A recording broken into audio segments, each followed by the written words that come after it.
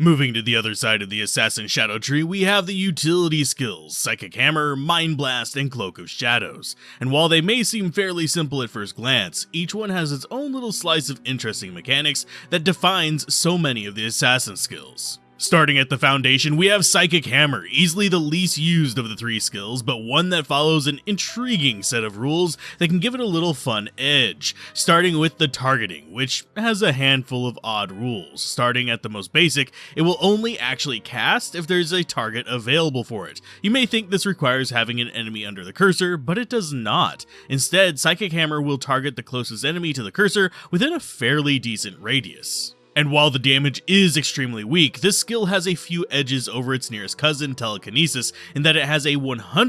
knockback chance against normal and minion monsters, and a quickly scaling chance of knocking back champions, uniques, and even bosses and players, passing 75% for both by level 10. The last odd quirk for Psychic Hammer is its damage, which is actually split physical and magical, half and half, which, if they ever increase the damage potential of it, could make it a much more interesting and integral skill than it is now. Though we do have other options for the ranged spell effects in the Assassin Shadow tree with the ever popular Mind Blast, which, despite being pure physical and losing the knockback of its smaller cousin, packs in a lot more interesting tools, gaining an area of effect the size of a fireball, as well as picking up stun and conversion effects, and was strong enough to be part of a broken PvP combo for quite a while due to the stun effect, though that's a discussion for another video. Now, it goes without saying that the damage from Mind Blast is, well, garbage, but the control aspects of it make it a strong skill to get out of tight situations.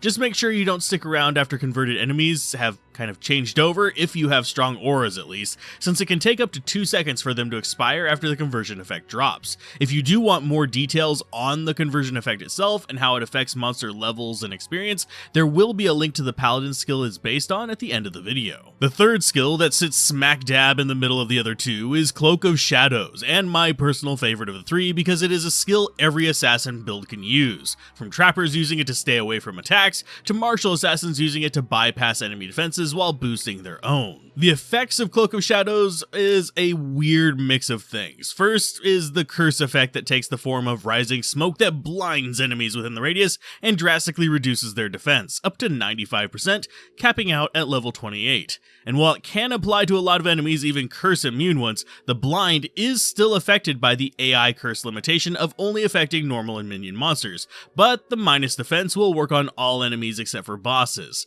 The other effect is a percent boost to the assassin's defense, which, while not a massive amount compared to other defense boosts, is still somewhat useful. The somewhat annoying quirk of Cloak of Shadows, likely due to its group of effects, is that once you cast, you won't be able to recast it to refresh its effect until it's completed its duration, which is oddly more frustrating at higher levels of the skill than at lower levels, since you'll often be waiting upwards of 20 or 30 seconds per cast, and may have already encountered multiple packs of enemies in that time, while only being able to affect one group of them.